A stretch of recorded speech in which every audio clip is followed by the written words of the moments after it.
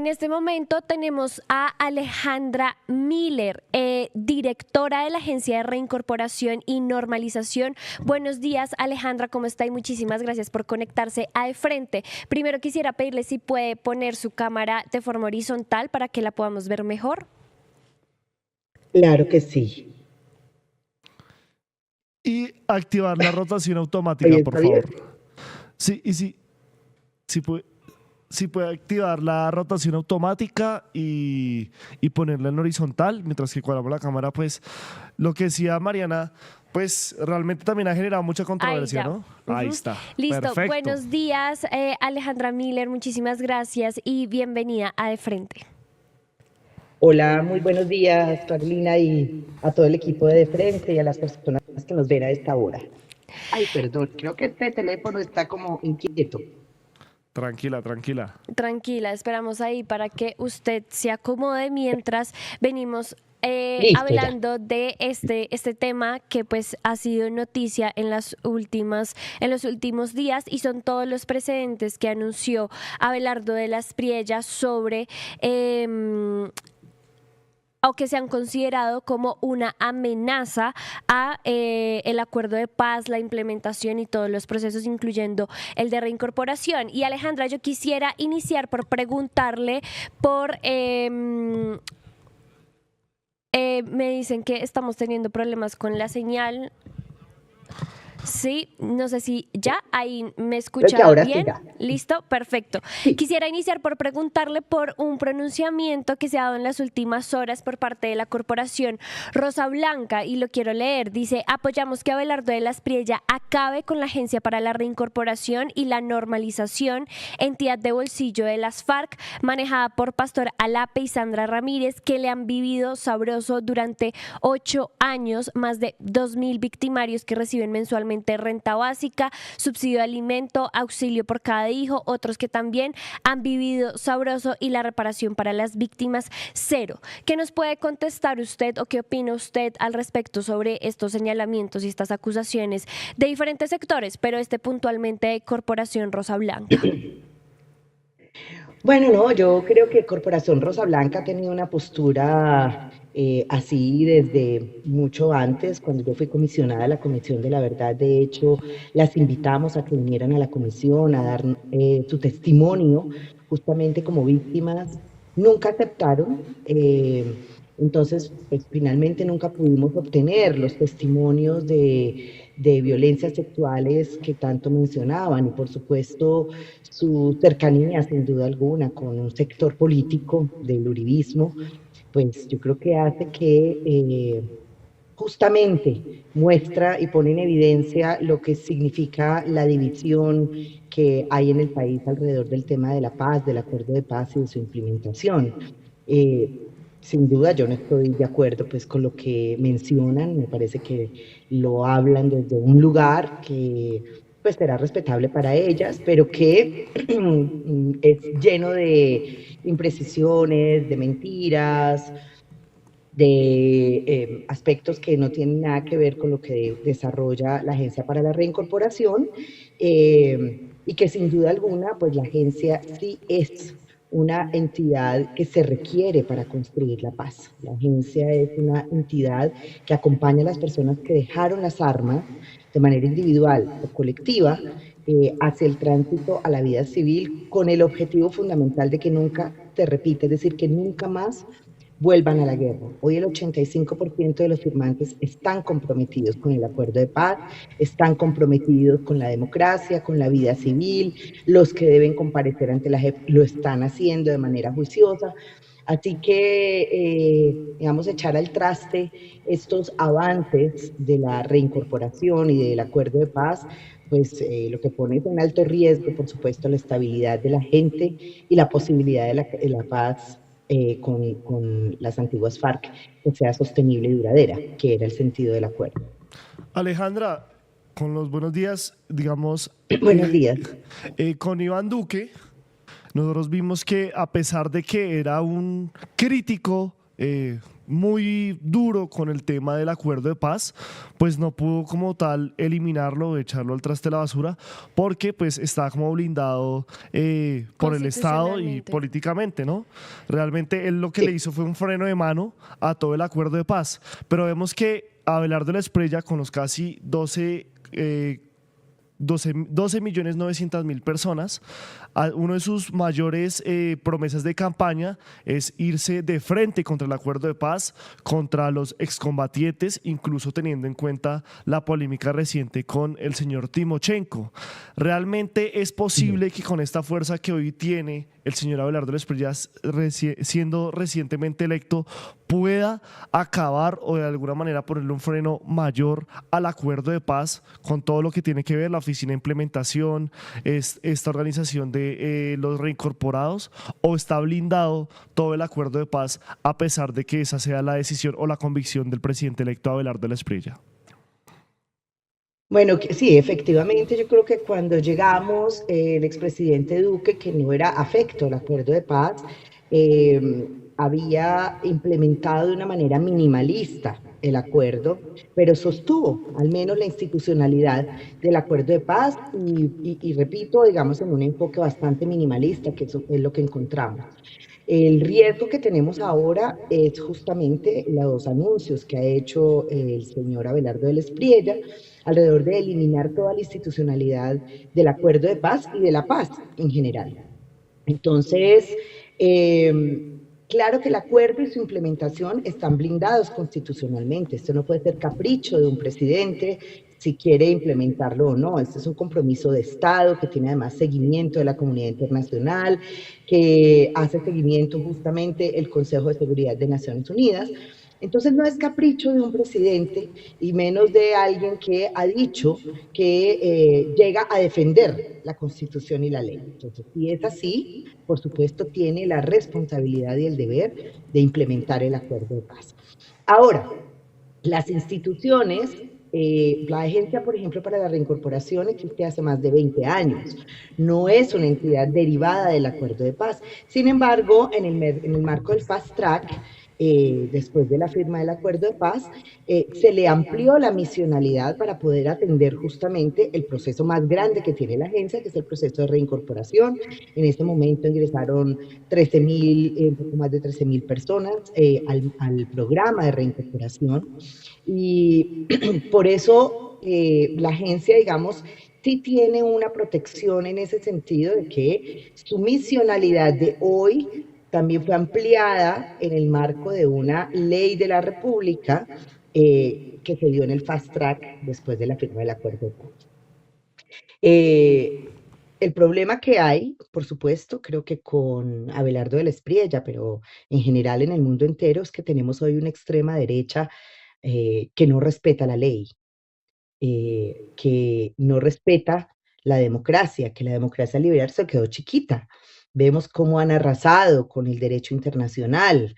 Entonces, mucho me temo, y esa es una gran preocupación, que aquí puedan hacer lo mismo, y es arrasar un poco con la institucionalidad, con las normas que no les sirven, y hacer, digamos, este tipo de anuncios que ha planteado. Entonces, pues esperemos que ojalá los pesos y contrapesos de la democracia, de los que tanto se fían muchos demócratas, ojalá funcionen en esta ocasión y puedan poner, digamos, un freno a decisiones como las que está planteando el señor presidente electo.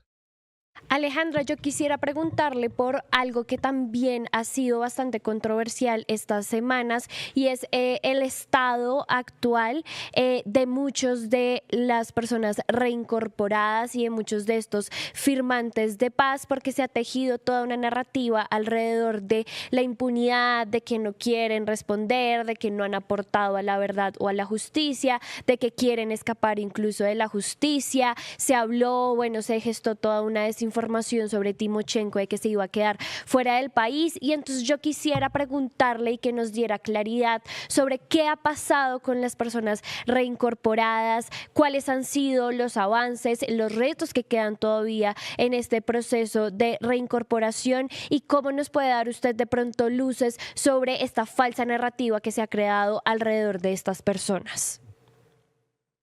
Bueno, yo creo que mencionas ahí dos puntos que son muy importantes. El primero es la estigmatización que están sufriendo los firmantes del acuerdo de paz. Es una estigmatización que es muy grave porque viene de personas que van a estar en el nuevo gobierno en altos cargos del Estado. Y es una narrativa en donde están planteando que los y las firmantes del acuerdo de paz son exactamente lo mismo que las disidencias de las antiguas FARC que hoy pues están en armas en distintos territorios. Nada más falso. La Agencia para la Reincorporación puede constatar que el 100% de los firmantes del 2016 siguen comprometidos con su proceso de reincorporación, como decía hace un rato, con la paz, con la democracia. Están haciendo, nosotros les hacemos acompañamiento en sus procesos educativos, en sus procesos productivos, en la formación de sus hijos e hijas, en el acceso a la tierra, a la vivienda. Digamos, es gente que está realmente trabajando por convertir, digamos, su proceso de reincorporación en derechos de ciudadanía plena. Y todos los días los vemos haciendo esa tarea. Claro que algunos, pocos, muy marginales, no sabemos exactamente cuántos, pero pocos regresaron a las disidencias, ¿no es cierto? Con Iván Márquez y bueno, pero repito, el 85% siguen aquí, en la democracia y en la vida civil. Entonces, esa narrativa de que son lo mismo, que hoy actúa en armas en los territorios que son parte de esas disidencias, es absolutamente falsa. Las disidencias se han lamentablemente nutrido de muchos jóvenes que están, digamos, en estos grupos que han sido reclutados, pero que justamente no son firmantes. De hecho, son las mismas disidencias, uno de los grupos que más han asesinado firmantes del acuerdo de paz, en muchas ocasiones porque se han negado a vincularse o a ser parte de esos grupos armados, a regresar a las armas. Entonces, yo sí creo que es muy preocupante, muy problemático esta estigmatización, porque ya hay más de 500, cerca de 500 firmantes de paz asesinados en estos 10 años, y estas narrativas, estos señalamientos, por supuesto que no contribuyen a que realmente pues ellos y ellas puedan seguir trabajando, digamos, de manera digna en su proceso de reincorporación, sino que los pone en altísimo riesgo. Eso es uno. Y dos, pues como decíamos hace un rato, realmente el programa de reincorporación integral que creó este gobierno, que nos dimos a la tarea de construirlo con los y las firmantes, está trabajando en 4 dimensiones: la reincorporación económica, social, política, comunitaria. Y este es un proceso que es muy importante porque le hemos construido también cuál es el avance real de la gente en este proceso de reincorporación. Me explico. Cuando llegamos a la agencia hace 4 años casi, pues se sabía que estaban las personas ahí, pero no se sabía realmente los avances. Y lo mismo sucedía, digamos, en los 8 años, en los 6 años anteriores a nuestra llegada, que no se sabía realmente cuáles eran los avances. Nosotros empezamos a crear un índice que nos está permitiendo mostrar y evidenciar que la gente sí avanza, porque hay unos que avanzan más rápido, otros que avanzan más despacio. Esto no es un proceso homogéneo en donde uno diga, es que la reincorporación dura 2 años para todo el mundo y ya. No, aquí tenemos condiciones particulares, las personas con discapacidad, por ejemplo, que tienen mayores dificultades para poder acceder a procesos productivos, a empleabilidad, etcétera. Son personas que necesitan un acompañamiento de más largo plazo. A veces las mujeres que tienen una recarga del cuidado también necesitan un acompañamiento de más largo plazo. En fin, eso nos está permitiendo medir realmente los avances y por eso el proceso de reincorporación es un proceso que debe continuar, que debe fortalecerse hasta tanto la gente efectivamente tenga las condiciones y las capacidades para estar en la vida civil como ciudadanos plenos de este país en paz y democracia. Alejandra, pues a raíz de lo que tú nos acabas de contar sobre el tema también de, pues cómo quedan la gente que de pronto quiere reintegrarse a la vida civil, estando en una disidencia de las FARC, como la Iván Mordés, como la Iván Márquez y demás, viendo que realmente pues hay muchos de estos exfirmantes del acuerdo que han sido asesinados, que han sido casados, que no se les han dado las garantías, y también que pues, por ejemplo, los máximos representantes como el señor Timochenko, pues abiertamente el señor Abelardo de la Espriella ha dicho que los va a meter a la cárcel, que realmente no va a descansar hasta que este personaje esté tras las rejas. Uno también que puede pensar de ese tipo de declaraciones del presidente entrante, diciéndole pues a uno de los máximos representantes de la recorporación, como es el líder de las extintas FARC, que no va a descansar para meterlo a la cárcel. ¿En verdad hay garantías en este nuevo gobierno para los reincorporados?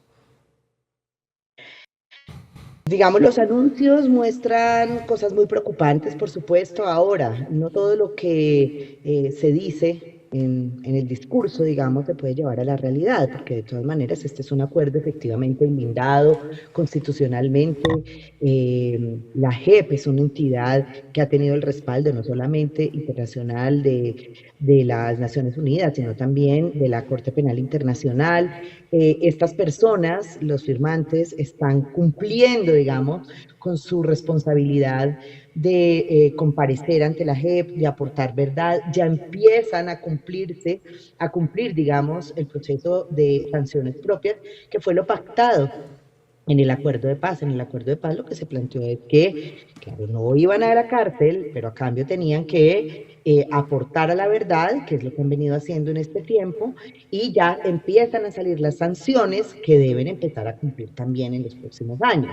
Entonces, la JEP está funcionando, no hay argumentos jurídicos para que realmente puedan afectar digamos, este proceso. Ahora, la preocupación que yo tengo es si quien elegimos o eligió el pueblo colombiano como presidente no es un verdadero demócrata y no se apega a la ley y a la Constitución, todo puede pasar, pero bueno, no nos adelantemos. Repito, una cosa es lo que dice desde su deseo, desde su postura política, y otra cosa es la capacidad jurídica e institucional que tenga a la mano para poder hacerlo. Yo esto último no lo veo realmente posible. Ahora, eso sin duda alguna sí desestimula políticamente cualquier intencionalidad de sometimiento, que es lo que ha dicho el señor de la Espriella, porque sin reglas claras y sin saber entonces qué va a pasar con sus procesos jurídicos y demás, pues nadie va a tener el estímulo para dejar las armas, para someterse, etcétera. Entonces, pues yo creo que la campaña ya se acabó. Entonces, el señor de la Espriella empezará a gobernar a partir del 7 y lo que esperamos es que pase, digamos, ese discurso incendiario, ese discurso señalador y ese discurso que realmente genera una crisis en las condiciones para la paz de este país, lo deje atrás y efectivamente se ciña a su responsabilidad como gobernante, que es respetar la Constitución y la ley, y que de esa manera entonces deje de estigmatizar, deje de amenazar a los firmantes con que los va a llevar a la cárcel, y que más bien se concentre realmente en respetar lo que se acordó y en implementar lo que se acordó. Alejandra, yo quisiera preguntarle por ese llamado que usted pues viene haciendo, incluso con lo que nos estaba diciendo ahorita, para pues respetar el acuerdo de paz, en lo que se acordó y demás, porque es un llamado además que le hacen desde diferentes sectores. Y entonces yo ahí quisiera preguntarle, primero, ¿cuáles son esos riesgos que hay de, por ejemplo, trasladar todas estas instancias o incluso eliminar algunas de ellas, pero las que no, trasladarlas, por ejemplo, a dependencias del sector defensa y vincularlas más a temas de seguridad que de paz? Paz, primero, cuáles serían o cuáles son los riesgos de estos movimientos y sí, como movidas y decisiones que tomaría Abelardo de la Espriella. Y lo segundo es, claro, hablamos de que, por ejemplo, el acuerdo está blindado constitucionalmente, por ejemplo, un gobierno como el de Iván Duque no pudo terminarlo, pero sí se habla de que el tema de recursos sería decisivo para el tema de recursos por parte del Ejecutivo, por parte del gobierno, sería decisivo para su continuación. ¿Qué tan cierto es esto y qué podemos esperar? Sí, bueno, eso lo hemos dicho, esa es una de las grandes preocupaciones que tenemos porque hay varias maneras de eliminar, digamos, la institucionalidad o de quitarle fuerza. Uno es, por supuesto, eliminando la institucionalidad en sí mismo, y otra es asfixiándola presupuestalmente. Y claro, yo creo que estas entidades que tienen cierta protección constitucional y que no pueden ser eliminadas de un plumazo o por un decreto, probablemente lo que suceda es que venga una asfixia presupuestal que impida que las instituciones de la paz puedan seguir implementando o haciendo, digamos, la tarea que deben hacer en términos de la implementación del acuerdo. Entonces, sí, está la preocupación porque probablemente lo que vayan a hacer es cualquiera de esas dos vías, o eliminar la institucionalidad de un plumazo en los casos en que se pueda, y en los casos en que no se pueda, porque tengan protección constitucional y deban pasar por el Congreso de la República, pues lo que se pueda venir es una asfixia presupuestal que impida que las entidades tengan la garra suficiente, la capacidad, las condiciones para poder hacer su tarea y hacer su trabajo. Alejandra, pues desconozco si realmente, y pues también me gustaría que la audiencia supiera si en la organización en la institución a la cual tú diriges, pues va a tener un empalme o está teniendo un empalme o ha tenido acercamientos con el actual gobierno de Abelardo de la Espriella, y cómo ha sido esa relación, si realmente pues ustedes hasta cuándo van o si entregan esto de alguna manera o si ustedes siguen bajo la conducción de esta institución.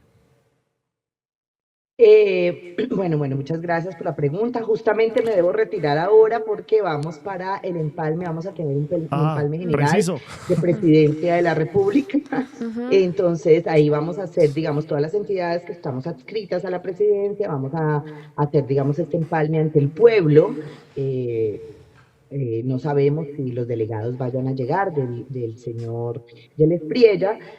Pues si llegan, bienvenidos, porque de eso se trata el empalme, pero si no, pues que podamos entregarle la información al pueblo en general. Y el 22, que es la próxima semana, el 22 de julio, la ARN hará, digamos, su propio empalme.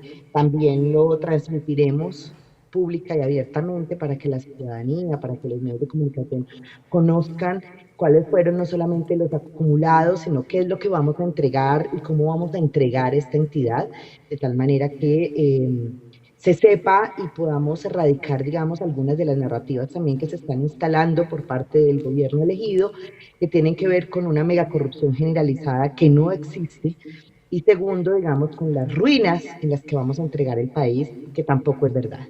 Entonces, muy importante que los y las colombianas se conecten a la transmisión de los empalmes generales del sector, en este caso, como te decía ahora, vamos al empalme del sector presidencia, pero también particulares de las entidades para que conozcan en el detalle, no solamente cuáles son los logros misionales o los logros programáticos de las entidades, sino también todo su proceso administrativo, cómo vamos a entregar y cómo fue el proceso, por ejemplo, de ejecución, de distribución presupuestal, cuántas personas trabajan en la entidad, es decir, muchos aspectos también administrativos que le permitan a la gente conocer a fondo qué hizo la entidad y también qué es lo que nos estamos entregando en el marco de empalme al pueblo.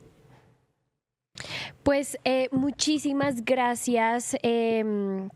Directora Alejandra Miller, directora de la Agencia de Reincorporación y Normalización. Esperamos le vaya muy bien en ese proceso de empalme. Ojalá pues lleguen las personas del otro lado del gobierno de Abelardo de la Espriella para que se conozca y pues se haga esta entrega formal y rigurosa. Muchísimas gracias de nuevo por estar aquí en De Frente. A ustedes, muchísimas gracias por la invitación. Saludos, gracias. Sí, mucha suerte porque ese empalme no se ve como muy amigable, ¿no? Sí, seguramente no vayan. Ayúdanos a seguir con nuestra labor periodística a través de nuestro NECI 310-779-3518. Lo hiciste artísticamente y lo hiciste con las víctimas, que eso es un mensaje a dar. Caminamos juntos, todos con el progresismo por las calles defendiendo el plebiscito por el sí. ¿Cuál es la capacidad de generación de vivienda? ¿Los subsidios para quién son? Diciendo que le vamos a quitar los privilegios a los políticos. La política no descansó este fin de semana. Con estos personajes señalados por corrupción. Sí, señora, sí, señores. Llega la central. Este espacio semanal que hemos concebido para reflexionar sobre asuntos coyunturales. Allí vivía la familia de Pablo Escobar Gaviria.